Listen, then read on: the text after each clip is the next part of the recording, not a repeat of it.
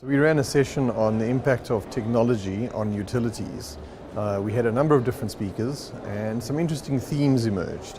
So yes, there's obviously emerging technologies that are going to impact on utilities, but the question is not just about how all these really far-reaching technologies and new things are going to impact on how we deliver electricity and other services, but how do we actually provide electricity to people who don't have any?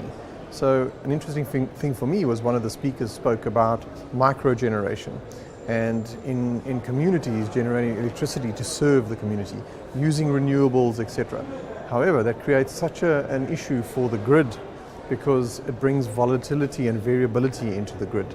And that's where technology steps in to start using data points and Internet of Things type sensors to understand how that variability happens, start predicting it, and start managing the load from a central perspective. So that was one interesting aspect for me. The other thought was there's so much theft of energy on the continent. How does technology help minimize that for the utilities?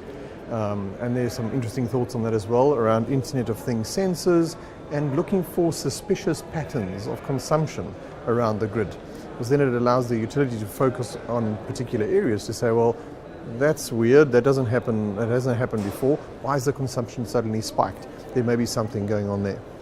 The last point that came out in the conversation in the group was the rise of the smart consumer.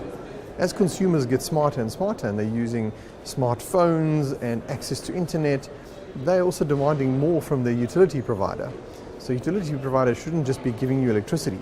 What other services can they provide? And that's where the concept of convergence around utilities and telcos starting to work a lot closer together. In fact, some utilities using their networks to provide telco services.